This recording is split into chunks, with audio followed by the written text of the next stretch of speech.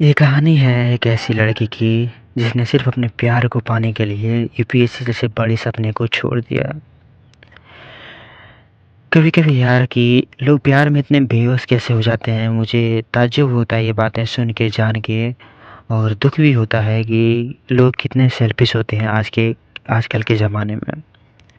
ये एक कहानी है एक ऐसी लड़की की जिसकी जो अपने घर की सबसे बड़ी बेटी थी और उसे अपने फैमिली में कभी भी वो केयर या फिर वो रिस्पेक्ट अपनी फैमिली में नहीं मिला, जिसे वो हमेशा चाहती थी अपने फैमिली वालों से। जब उसकी लाइफ में एक लड़का आता है और उसे बहुत ज़्यादा स्पेशल फ़ील कराता है, उसे रिस्पेक्ट करता है, उसकी केयर करता है, तो उस लड़की को वो लगता है कि ये लड़का ही मेरी ज़िंदगी है और उसे सब कुछ मिल जाएगा लाइफ में। रिश्ते धीरे-धीरे आगे बढ़ते हैं, प्यार बढ़ता है, मोमेंट्स बढ़ते हैं, दिलों की बातें होती हैं, विचार एक्सचेंज होते हैं, प्यार और गहरा गहरा होते जाता है। कुछ सालों बाद जब लड़की बहुत ही ज़्यादा उसके प्यार में इमोशनल हो जाती है, तब लड़का उससे कहता है कि अगर तुम यूपीएससी की तैयारी करोगी तो मैं तुम्हें छोड़ दूँगा।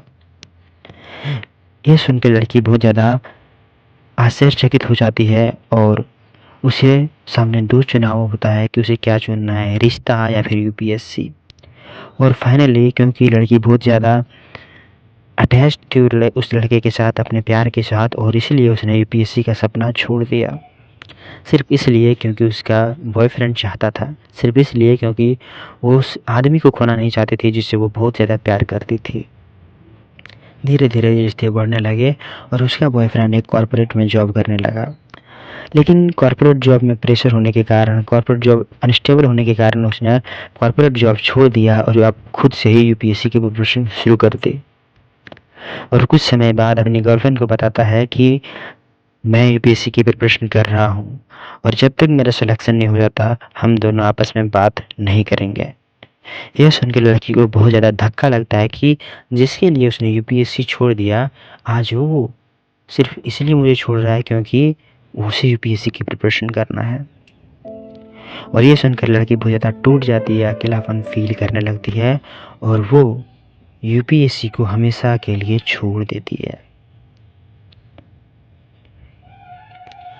कुछ सालों बाद जब लड़की बहुत ज़्यादा अकेलापन फ़ील होने लगती है और ये गैप ईयर्स बढ़ने लगते हैं, वो लड़की उनके बारे में कंटिन्यूअसली सोचने लगती है, तो वह लड़की उस लड़के के पास चली जाती है। उस लड़के के पास जहाँ उसके माता-पिता के साथ वो लड़का रह रहा था, उसके जस्ट घर के अगल-बगल में वो रहने लगती है। और फिर बातें शुरू होने लगती है, लेकिन ये बात जब लड़के के माता-पिता को चलती है, तब बातें और ज़्यादा सीरियस हो जाती है और लड़के की माँ उसे रोज़ ताना मारती है। यह बात लड़की के बाप को भी पता चलता है, उसके पिता को भी पता चलता है और लड़की का बाप उसे कई बार मारते भी हैं। लेकिन लड़की सब कुछ सहती रहती है, चाहे लड़के की माँ की डाँट हो, चाहे अपने पिता की मार हो। वो तब तक सहती रहती है, उसे लगता है कि थोड़ा-सा सह लेंगे तो सब कुछ ठीक हो जाएगा। क्योंकि उसका शादी इंटरकास्ट था, क्योंकि उनका अफ़ेयर इंटरकास्ट था और दोनों के परिवार के बीच में लड़ाई होना ज़ाहिर-सी बात थी। कई साल तक लड़ाई-झगड़ा चलता रहा, लेकिन कोई रिज़ल्ट नहीं आ रहा था।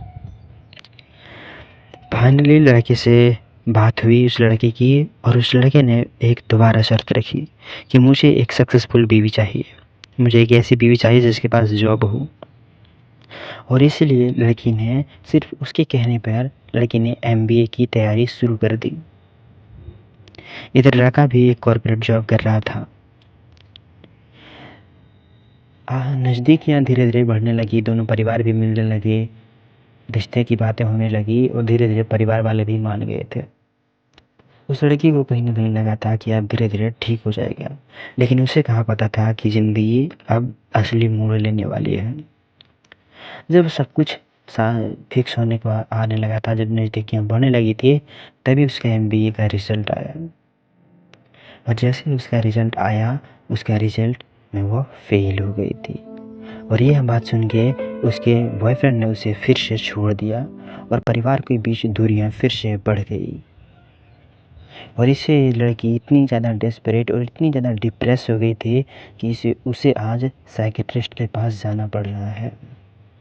आज वो लड़का अपने एक दूसरी लड़की के साथ शादी कर चुकी है, जो कि उसकी वाइफ चार्टर्ड अकाउंटेंट है।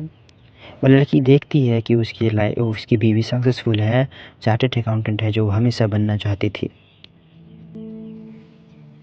आज उसकी वाइफ चार्टर्ड अकाउंटेंट है और उसका एक्स भी आज जॉब कर रहा है, लेकिन आज वो लड़की साइकियाट्रिस्ट के पास घूम रही है अपने मेंटल हेल्थ को लेके, और वो पास्ट को याद करती है, उस पास्ट मोमेंट को जिसने उस इंसान के साथ जिया, उस इंसान के साथ बिताया।